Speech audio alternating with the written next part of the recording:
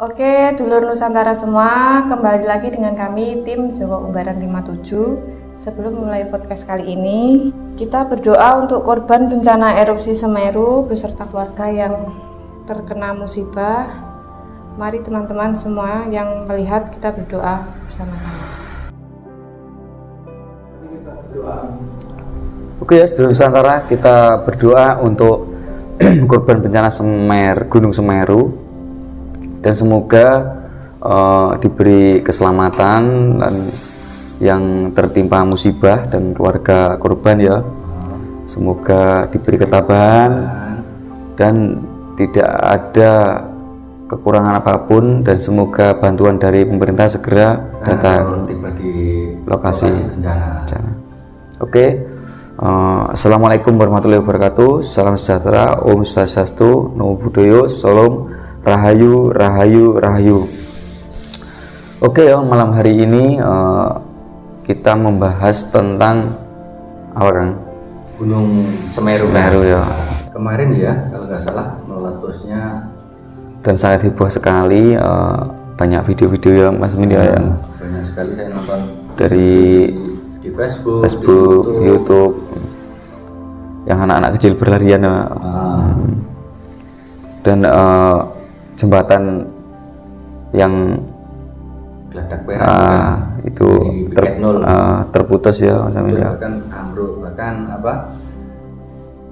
lahar nyampe sejajar dengan Jembatan saking besarnya erupsi Semeru. Semeru.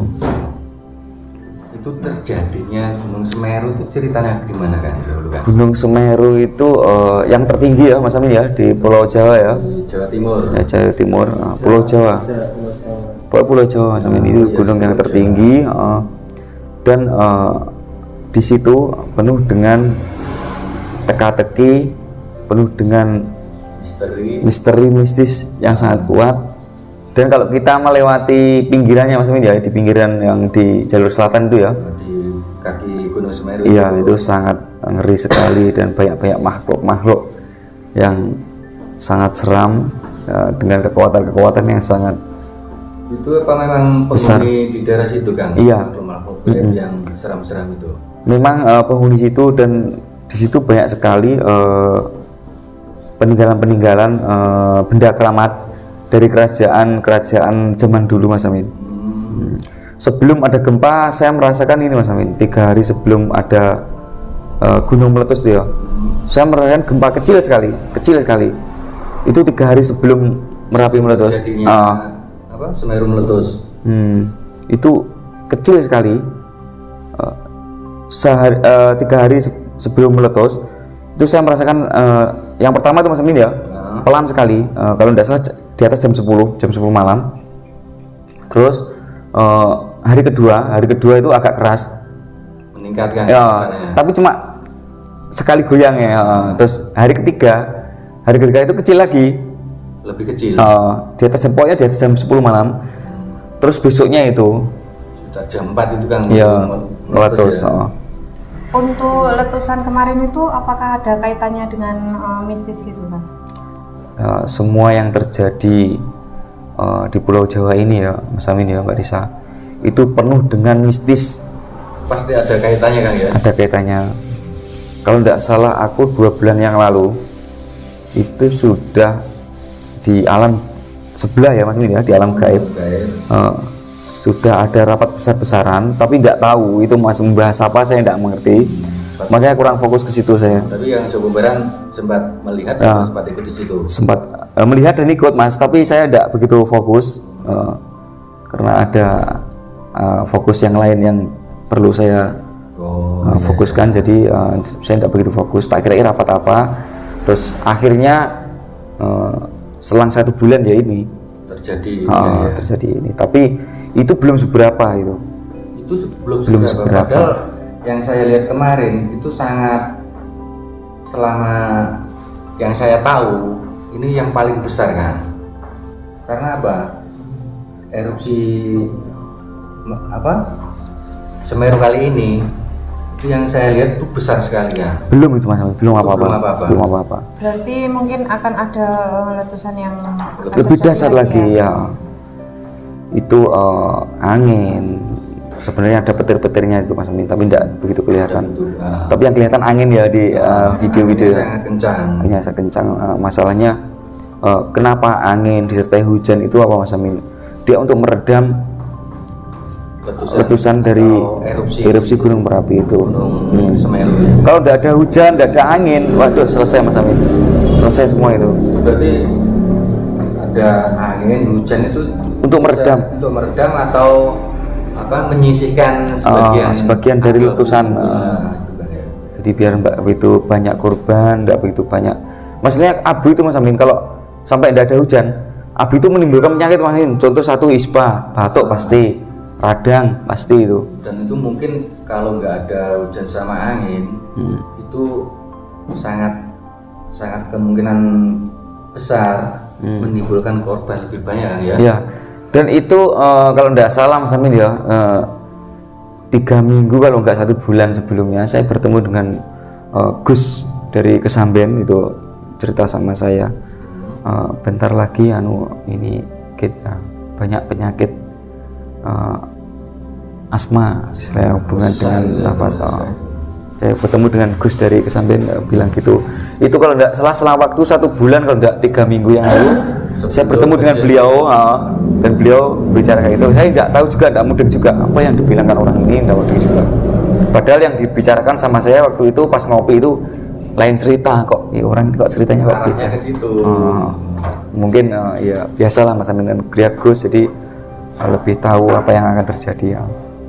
Ya, mudah-mudahan dengan terjadinya bencana alam erupsi Gunung Semeru ini kan ya, kedepannya semua warga yang dekat dengan Gunung Semeru lebih waspada, lebih berhati-hati, dan mudah-mudahan semua diberi keselamatan ya.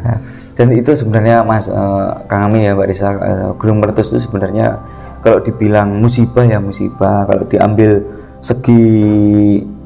sisi baiknya satu, tanah di situ semakin subur, terus menanam sayur-sayuran semakin ibaratnya orang panen lebih melimpah.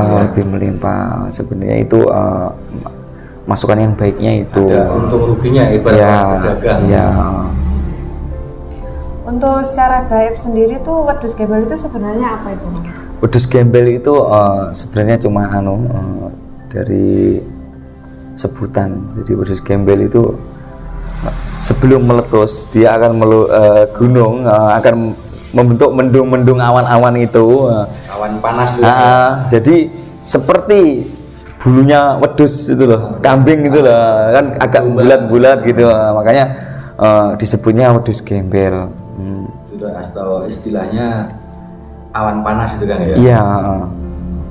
Terus ini kan terkait meletusnya Gunung Semeru, apa bisa dikatakan pertanda zaman syariah dan untuk mengantisipasi situasi sekarang, pelaku spiritual, batin atau lain, bagaimana cara menyikapi ke depan? Sebenarnya seperti orang laku spiritual ya Mas Amin ya, tentang meletusnya Gunung Semeru.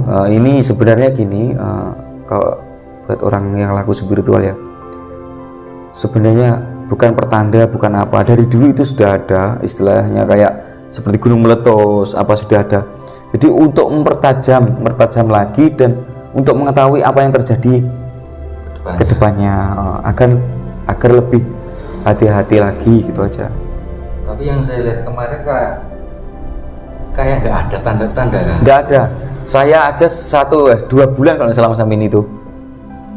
Dan jadi kalau pertanda buat yang spiritual itu Mas ya, sebenarnya bukan apa-apa. Jadi cuma biar kemampuannya lebih tajam lagi, gimana caranya untuk menyikapi itu tadi, seperti gunung meletus tadi. Ya mungkin untuk warga sekitar di daerah situ, khususnya di Pronojiwo dan di mana itu ya? Lumajang. Khususnya Lumajang dan Malang. Itu mungkin kalau dari Gunung Semeru sendiri ada tanda-tanda mau meletus, mungkin warga di daerah situ kan bisa waspada kan? Enggak, masalahnya enggak ada. Fungsi atau gimana? Gitu. Enggak ada Mas Amin. Masalahnya gempanya sangat kecil sekali. Kalau di alatnya itu apa Mas Amin? Alat apa itu? Seismograf. No, itu tidak bisa dilacak itu. Itu saking kecilnya. Kecil. Ya? Oh. Saya aja sampai gini Mas Amin. Loh, apa ini aku lapar kan? Segoyang. Apa saya lapar? Apa saya pusing kepalaku ini? Sampai jadi 3 hari berturut-turut, dan saya tidak curiganya ketiga kalinya kok pas hari ketiga kok kayak seperti semakin kecil seperti hari pertama. Ini ada apa bilangku? Oh, paling tidak ada apa-apa. Masalahnya saya tidak fokus ke situ. Biasanya kalau ada tanda-tanda Gunung Semeru meletus di pos penjagaan atau di seismograf kan ada tanda-tandanya. Dan pasti mereka mengabari warga pihak-pihak terkait situ, atau siaga 1, siaga 2, gitu kan. Itu kan nggak ada sama sekali. Nggak ada sama sekali, langsung. Jadi dia langsung meletus tanpa gempa bumi, tanpa pemberitahuan sebelumnya. Yang saya lihat itu apa ya, saya turut prihatin juga karena melihat di lokasi sekitar khususnya Pronojiwo dan sekitarnya itu banyak rumah-rumah, bahkan ada sekitar satu gentengnya banyak yang hilang ya, tenggelam. Gentengnya banyak yang hilang lepas terbang-terbang. Dan ini Mas Amin, gini Mbak Risa, saya cerita sedikit. Banyak orang spiritual yang menafsirkan, istilahnya kayak meramal akan ada bencana, akan ada gini di kedepannya lagi. Kadang yang mereka lihat di gaib sama di kenyataan itu tidak sama. Enggak sama ya? Kalau di gaib, seperti terjadinya lebih besar daripada yang digambarkan sekarang ini. Jadi sama yang dilihat di kenyataan beda. Makanya kadang banyak orang yang bisa melihat di gaib langsung dibilangkan, wah, disebarkan ke masyarakat, nah, hati-hati, ada ini. Bahkan saya pernah dengar, kalau tidak salah 1 tahun yang lalu, saya kalau tidak salah bersama Gus Sony sama Gus dari Kesamban itu bercerita akan ada air setinggi 20 meter. Loh ya kan Gunung Semeru berapa ratus meter itu tingginya. Akhirnya ya itu yang dimaksud itu. Mungkin dari penglihatan Gus Sony tadi, dia melihatnya secara gaib. Jadi di gaib sama di kenyataan itu tidak sama. Maksudnya kenapa kita sama sang pencipta itu sebenarnya diingatkan tidak boleh mengeluarkan suatu rahasia yang ada di gaib. Jadi apa yang dilihat di situ nggak boleh omongkan. Nggak boleh. Ya. Cukup hati-hati gitu ya. Ngomong sama istilahnya warga sekitar, hati-hati gitu aja. Terus ada pertanyaan lagi kan, ini menurut mitos legenda pewayangan, Pulau Jawa zaman dulu itu tidak seimbang, dan kemudian sama Sang Hyang Brahma dan Dewa Wisnu diambilkan, dibelahkan dari Gunung Mahameru untuk keseimbangan di pakunya tanah Jawa. Oh, gini, saya tadi berangkat ke sini ya, Om Agus ya, berangkat sini tadi saya gini, memang saya berangkat sini tadi sedikit pengen mengetahui apa arti Gunung Semeru di Pulau Jawa Timur ini. Dan memang Gunung Semeru itu pilar utama dari Jawa Timur. Memang Gunung Semeru itu pilar utama dari Pulau Jawa sini, Pulau Jawa Timur ya. Memang pilar utama Gunung Semeru itu. Bisa dikatakan karena gunung itu tertinggi. Ratunya ratu gunung sepulau Jawa memang Gunung Semeru. Makanya dikatakan memang pilarnya Pulau Jawa, pilar utama. Tapi memang iya Mas Amin, benar itu, memang ya. Benar. Jadi kalau seperti Gunung Bromo itu tidak ada apa-apanya itu Mas Amin. Jadi tetap pilarnya tetap Gunung Semeru. Istilahnya paku buminya Gunung Semeru. Dan kalau cerita dari yang dikatakan Om Agus tadi ya, cerita dari pewayangan ya, itu memang benar adanya, tapi memang itu orang-orang zaman dulu, jadi orang-orang yang memiliki spiritual yang sangat tinggi, dan bahkan dicontohkan oleh presiden pertama kita Kang IR Soekarno. Ada suatu kata-kata dari beliau, sebenarnya itu seperti kata-kata penyemangat tapi penuh arti yang makna yang sangat dalam. Jadi gini Kang, Gimana Kang maksudnya Kang? beri aku 10 pemuda akan kuguncangkan dunia ya. Beri aku 1000 orang tua akan kucabut Semeru dari akarnya. Itu maksudnya gimana Kang? Nah, itu Menarik sekali nih. dalam sekali, dan butuh wawasan yang tinggi untuk mencapai kata-kata beliau gitu. Jadi tadi yang dikatakan Om Agus tadi benar, memang ada seseorang satu dewa tadi memutus karena tidak seimbang, jadi putus, Jadi istilahnya dipotong, terus dipindah biar seimbang Pulau Jawa gini. Ada terkaitannya ya kan, bisa dikatakan Suketani Bumi Nusantara. Suketani itu Sukerto, tapi keruwetan di luar akal sehat. Suker. Memang kalau itu semua gunung ya Om, semua gunung itu memang memiliki keruwetan itu. Jadi gini maksudnya, dia akan meluap seperti manusia aja ya.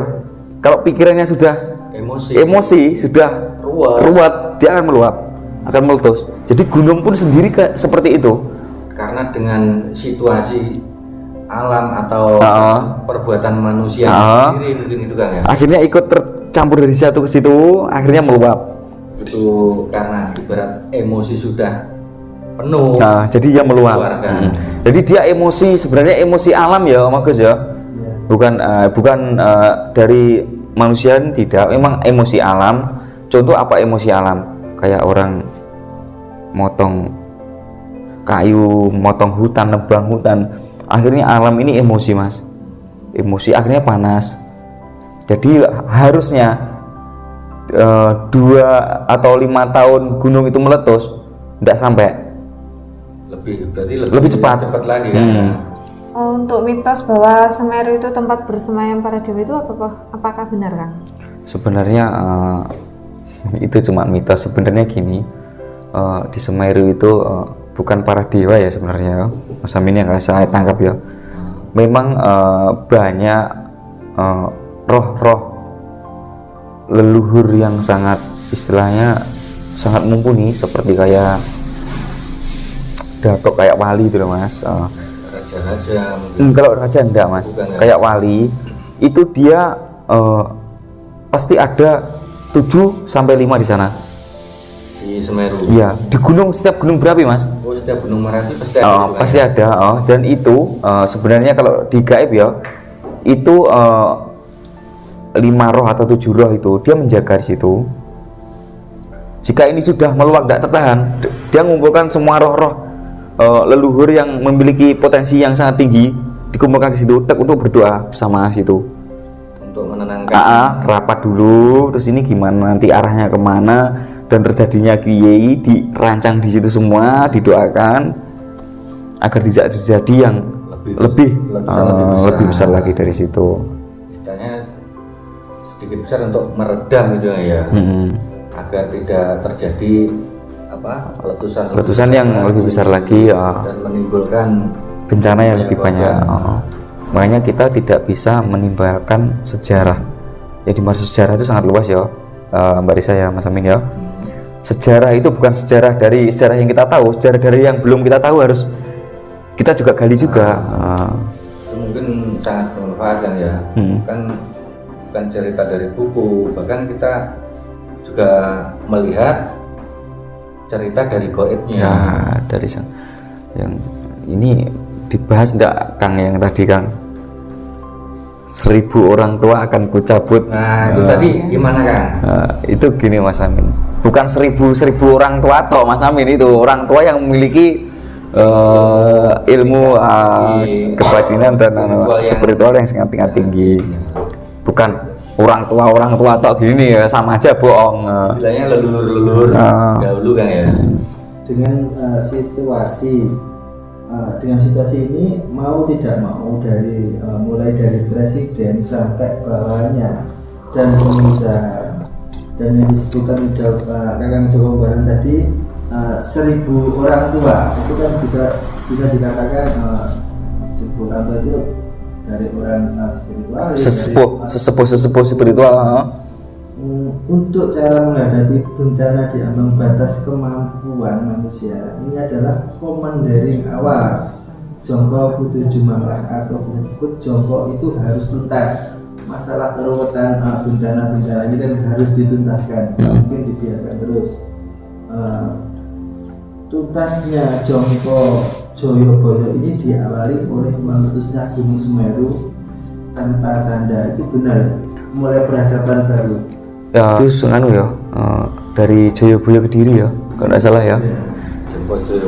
Memang beliau memang orang yang memiliki keistimewaan untuk menerawang dengan masa depan. Tapi beliau pun tidak menjebloskan secara langsung, secara real, secara nyata dalam kata-katanya. Jadi kan perkataan beliau masih banyak teka-teki juga. Banyak yang belum paham. Dan di Om Agus tadi tanya benar Mas Amin, memang meletusnya Gunung Semeru dengan tidak ada tanda-tanda berarti putusnya terawangan Joyoboyo Kediri, istilahnya putus terawangan, jadi membuka lembaran baru dari semua yang diterawang oleh Joyoboyo Kediri itu dulu, Prabu Joyoboyo Kediri. Itu memang benar ya, memang benar. Dan saya sempat yang saya bilang tadi Mas, sempat rapat dengan Kak Leluhur itu, memang saya melihat ada Joyoboyo ke situ. Padahal sebelum-sebelumnya saya tidak pernah melihat. Oh, sebelumnya kan sering ya? Sering saya berkumpul kalau ada mau bencana apa. Itu jadi saya kok melihat ada Joyoboyo, biasanya tidak ada. Saya tidak tahu maksudnya, tapi dengan pertanyaan tadi jadi mengakhiri pemikiran saya tentang itu. Gunung Semeru sendiri kan beberapa kali meletus kan.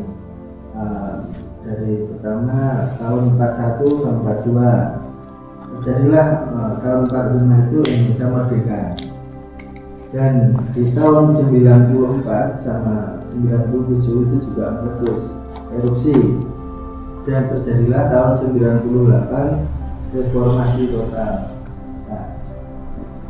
Dengan meletusnya tahun 2001 yang kemarin tanggal 5 2021 itu akan terjadi pertanda apa di tahun 2002 atau selanjutnya? Yang jelas ya Kang Amin, yang jelas yang saya lihat dari Sisi gaib. iya, tapi dari penerawangan orang zaman dulu, dari kisah-kisah orang zaman dulu, istilahnya kayak istilahnya saneponya orang zaman dulu, kedepannya saya lihat lebih bagus, maksudnya lebih bagus daripada tahun 2020 atau 2021. Itu 2022 itu lebih bagus lagi daripada tahun yang sebelumnya. Ya mudah-mudahan apa yang akan Joko Umbaran bisa terbukti dan kita semua bisa merasakan dengan tahun 2022 kita bisa lebih tenang lagi, lebih bagus lebih lagi, damai lagi. Tapi sebenarnya Mas, sebenarnya semua ini yang terjadi di Indonesia sendiri, yang terjadi di istilahnya di Jawa Timur sendiri, sebenarnya itu bukan pertanda apa-apa. Itu belum seberapa dari titik yang ada di cerita-cerita itu, belum seberapa. Itu masih istilahnya kecil lah, titik kecil dari bencana alam yang ada di Nusantara. Ibarat kiamat sugro dan kiamat kecil gitu ya. Tidak ada sugro, belum ada sugro itu Mas. Belum ada. Kita harus kembali berseimbangan dengan alam. Kalau kita ingin alam tidak murka, kita harus membenahi alam juga. Bagaimana alam tidak murka dengan manusia itu sendiri. Itu sebenarnya kembali ke perbuatan manusia sendiri tuh Kang ya. Iya. Kayak hutan ditebang, keserakahan manusia membuka lahan besar-besaran, itu kan mengakibatkan jenis tanah longsor, bencana alam lainnya yang kena banjir, termasuk yang Gunung Semeru. Ya. Konon katanya ada sesosok dewi yang suka menjelma sebagai ikan di danau, itu apakah benar kan? Itu di mana?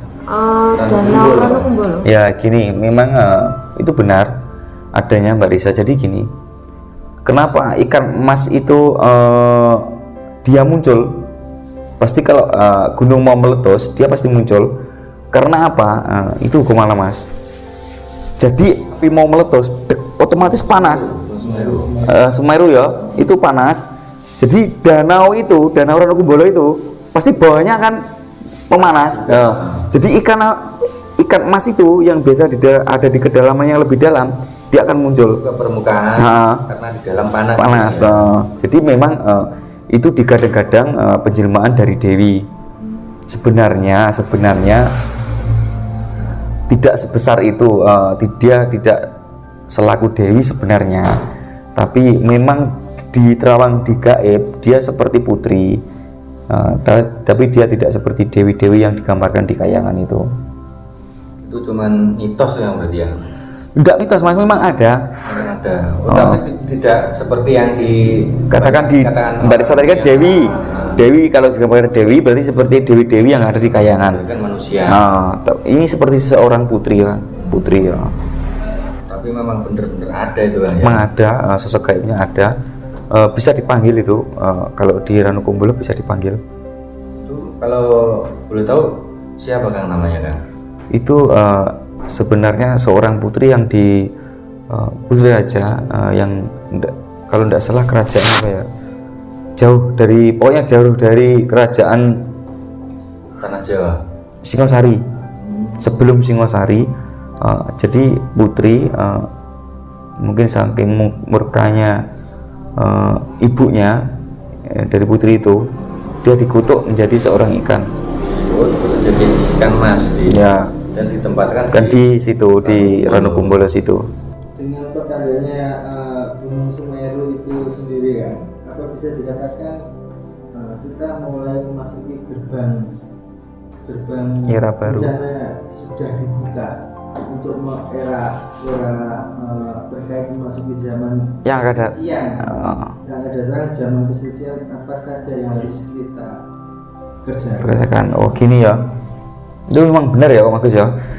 Jadi dia membuka lembaran baru bagi siapa? Bagi seluruh umat ya. Jadi membuka lembaran baru, yang dalam artian lembaran baru bukan alamnya baru, enggak Mas Amin. Jadi kita juga harus merubah hidup diri masing-masing yang lebih baik, karena gerbang dari bencana yang Gunung Semeru letuskan tadi itu mempertandakan pembukaan gerbang awal. Berarti bisa dikatakan untuk menata hati lagi. Nah, untuk menata hati dan pikiran. Di sini buanglah kebencian di dalam dada. Ya. Karena secara langsung kita harus ikut andil memberi kontribusi ke alam. Ya. Jadi kita harus menata hati dan pikiran lebih baik lagi. Kalau kita hati dan pikiran lebih baik itu maksudnya gini, Samin. Jadi kita peduli dengan alam. Maksudnya peduli gimana kan? Iya.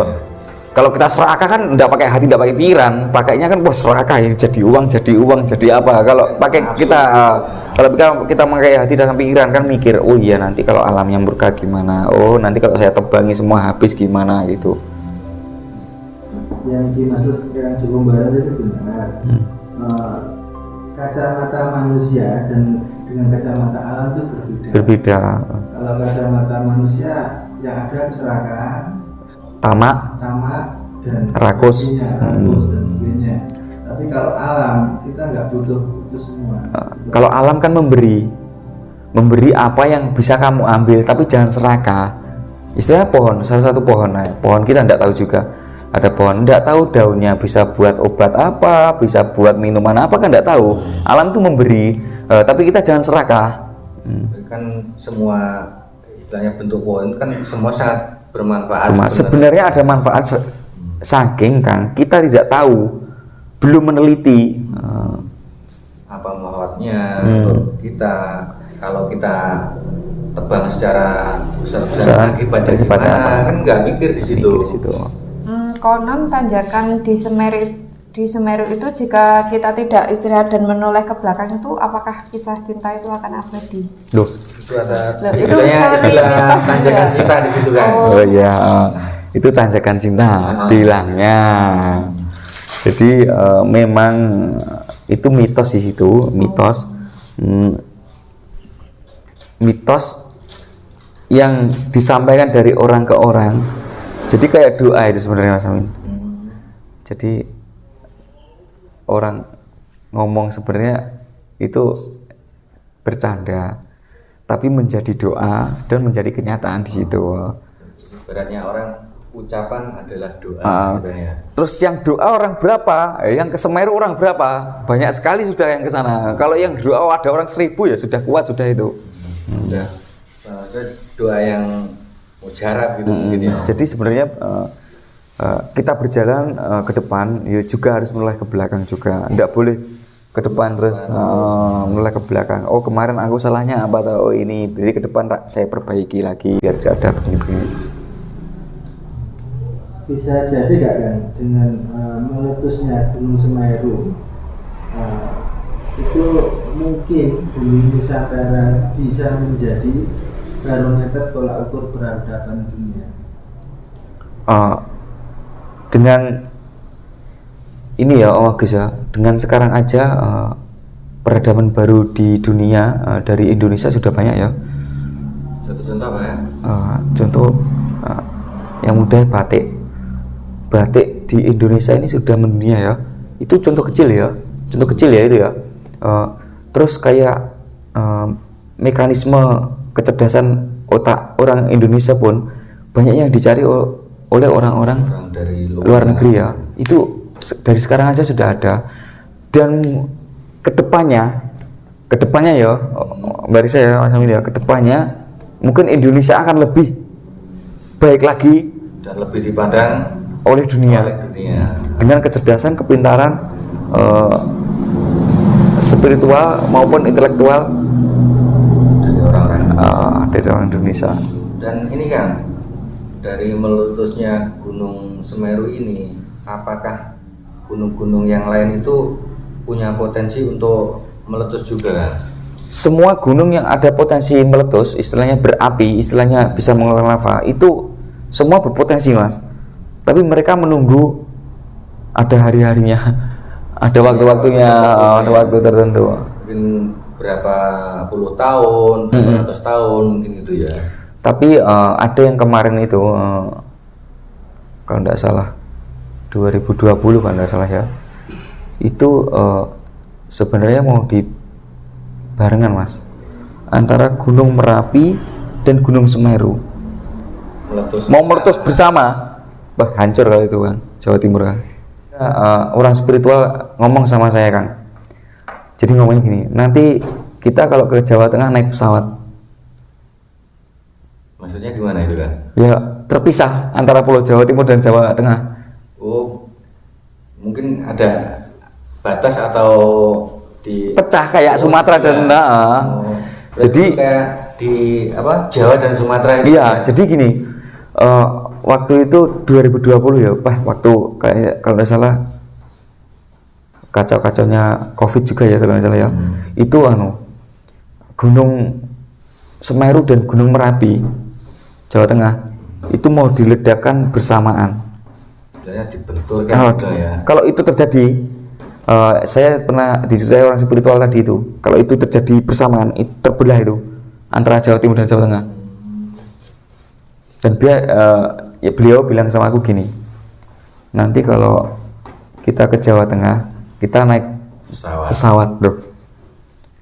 Ya, saya itu waktu saya tahu itu jauh hari, kalau tidak salah 7 bulan atau 8 bulan itu yang orang spiritual itu cerita sama aku mas, nah, cerita Git nanti kita kalau ke Jawa Tengah naik pesawat, aku saya mikir wah ada apa ini, akhirnya terjadilah itu, jadi antara Gunung Semeru dan Merapi mau diletuskan bersamaan. Kalau itu diletuskan bersamaan Kang, benar-benar terjadi itu kan, terjadi itu terbelah di Jawa. Dan beliau yang cerita sama saya ini Mas Amin, mungkin dia kalau ini memang terjadi pasti dipecah itu antara Jawa Timur dan Jawa Tengah.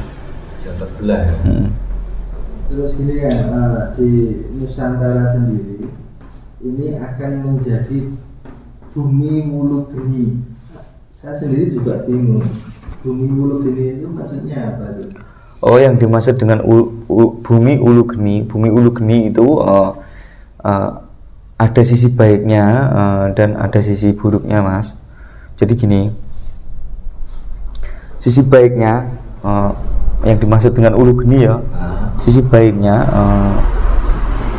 istilahnya pengubaran api dari Nusantara ini ya, yang berkobar bukan amarah, bukan kesombongan, bukan tingkah laku, tapi yang berkobar itu semangat untuk menjadi Indonesia Nusantara yang lebih baik lagi.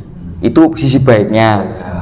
Dan sisi buruknya gini, semakin berkobar ulunya geni itu, semakin panas-panasan, semakin merasa lebih hebat, semakin merasa lebih sombong, terjadilah perpecahan yang tidak diinginkan. Jadi ada dua. Untuk mensikapinya itu kan. Cara menyikapinya itu gimana kan? Ya, satu kita berdoa kepada Tuhan agar tidak terjadi yang di sisi buruknya itu ya. Kita berdoa terjadilah yang sisi baiknya agar Indonesia Nusantara ini lebih baik dari Indonesia Nusantara yang dulu lah. Untuk tempat di Semeru sendiri, tempat yang paling angker itu di mana? Salah satunya kayak di Arcopodo, Ranukumbolo, kawasan Kelek, Puncak Mameru, dan Kalimati itu yang menurut Kang Joko Umbaran yang paling kuat atau paling aura yang paling kuat dan paling angker itu di mana kan? Oke, gini ya. Maksudnya yang di paling kuat, paling angker sendiri itu di kawasan Kelek. Kelek itu paling angker sendiri Mas Amin. Kelek itu apa kan? Kelek itu kalau bahasa enaknya ya, bahasa anunya itu Kelek itu tanjakan yang jurang-jurang tuh Mas Amin. Oh iya. Banyak pendaki yang meninggal di situ dan dikubur sembarangan, pokoknya di situlah. Dan kalau sebenarnya banyak sekali Mas Amin, tapi yang paling medan energi yang paling kuat, yang paling angker ya di situ. Di Kelek itu kan. Kalau yang di Ranukumbolonya untuk kawibawaan, mandi kita agar memancarkan aura itu baik, tapi dia tidak angker. Yang paling angker sendiri adalah kawasan Kelek itu. Jadi setiap pendaki di Semeru sendiri pasti singgah ke Ranukumbolo kan? Ya, untuk mandi, untuk minum. Kalau yang di Kalimati itu yang dimaksud dengan Kalimati sebenarnya kata-katanya serem, angker. Tapi kalau di gaib paling angker sendiri, paling serem, paling kuat medan energi gaib yang gelap itu di kawasan Kelek. Apa benar kan kawah di Gunung Semeru itu dinamakan apa ya, Jumbring Saloka itu apa benar kan? Di kawah di Semeru itu apa benar dinamakan Jumbring Saloka? Itu Mas Amin. Ya, ada sisi benarnya, ada sisi enggaknya. Jadi orang spiritual itu menggambarkan tentang diri kita juga bisa kadang pas itu, jadi menggambarkan diri kita itu bisa. Jadi ada iyanya, ada tidaknya. Jadi masih bisa dikatakan 50-50 di situ kan ya? Iya, 50-50. Semeru. Ini kak, krunya nek sing disir ora? Akeh piro? Selawe apa 23? Atusan. Ini obah tangan arep pencak apa piye, Mak? Asale kon ndi? Alas. Alas ngendi yo sekitar kono ae. Kudu alasan tapi.